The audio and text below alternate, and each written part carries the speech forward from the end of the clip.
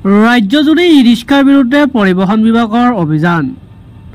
গৌৰীপুৰ আৰক্ষী থানাৰ চৌহদত ই-ৰিক্সাৰ ভিৰ, ই-ৰিক্সাৰ বিৰুদ্ধে পৰিবহণ বিভাগৰ অভিযান। শনিবাৰে ৰাতিপুৱা 11 বজাত যান-বাহন আইন অমান্য কৰি যধে-মধে চলাচলক কেন্দ্ৰ কৰি গৌৰীপুৰৰ কেইবাটাও অঞ্চলৰ পৰা ই-ৰিক্সা সমূহ জব্দ কৰি থানালৈ আনে যান-বাহন আৰক্ষী তথা পৰিবহণ বিভাগে। নথিপত্ৰবিহীন ই-ৰিক্সাসমূহৰ পৰা 10,000তকৈ অধিক জৰিমনা বিহে পৰিবহণ বিভাগে।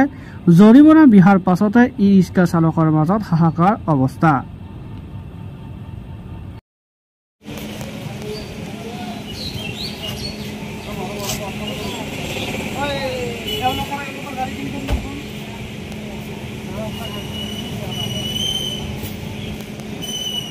Come on.